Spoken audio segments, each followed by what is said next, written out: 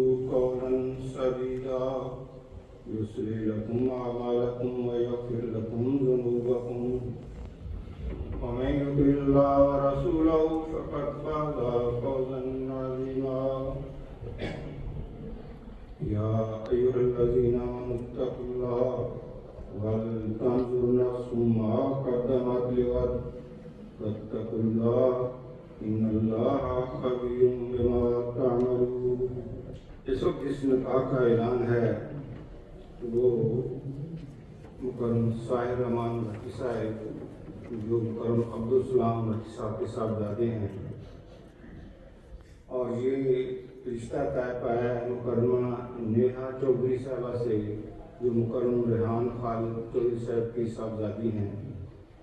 10,000 جو حق مہر کے ان دونوں فیملیز کے جو بزرگ ہیں ان کا جماعتی طور پہ اللہ تعالیٰ کا سے خدمت کی توفیق ملتی رہی ہے.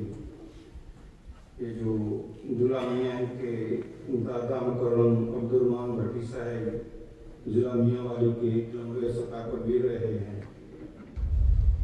تو یہ جو بزرگوں کا ساتھ ایک واسطہ دے دیا جاتا ہے وہ ایک لحاظ سے ان کے لیے ذکر خیر کا موضوع بھی بن جاتا ہے.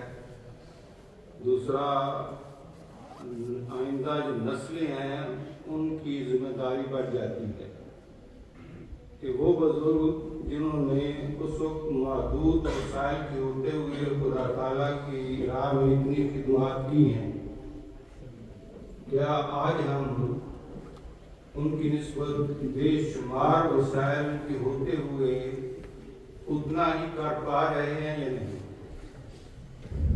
اگر تو یہ سوال اٹھتا ہے پھر تو ان بزرگوں کا تذکرہ کرنے کا واقعتاً ایک نیک نتیجہ ہے، اور اگر یہ سوال نہیں اٹھتا اور اس پیمانے کو اپنے سامنے نہیں رکھنا تو پھر یہ لا حاصل ہے. ہمارے بزرگ مولانا عطا اللہ کلیم صاحب مرحوم تقریر جب بھی کرتے تھے تو اکثر ایک فکرہ دہراتے تھے کہ پدرم سلطان جو کہ ہمارا جو باپ ہے وہ بادشاہ ہوا کرتا تھا. تو اللہ کا شکر ہے کہ وہ بزرگوں نے خدمتیں کی. اب آگے نسلوں کو دیکھنا چاہیے کہ ہم کیا کر رہے ہیں، کیونکہ جو قومیں مسلسل ترقی کی طرف نہیں جاتی وہ انڈیویجول ہو، خاندان ہو یا قوم ہو، وہ پھر آہستہ آہستہ مٹ جایا کرتے ہیں، وہ خواہ دنیاوی لحاظ سے یا روحانی لحاظ سے.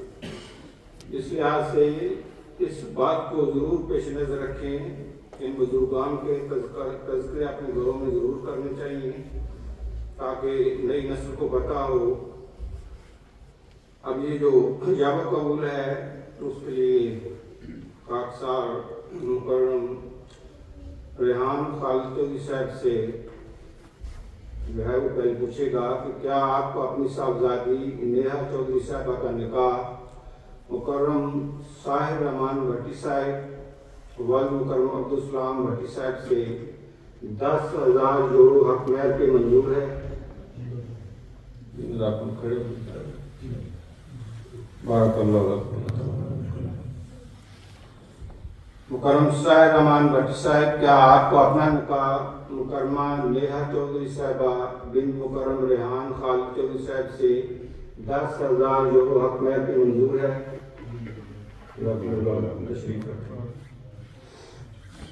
اب دعا کریں گے کہ اللہ تعالیٰ اس نکاح کو ہر لحاظ سے خیر و برکت کا موجب بنائے، اور جن آیات کی تلاوت ہوتی ہے اس میں جو تقویٰ کا مضمون ہے اللہ ان کو تقویٰ پہ قائم رکھے اپنے فضل سے، اور انہیں متقی نسلیں عطا کرے جو خلافت کے دست بازو بننے والے ہیں. دعا کر لیں.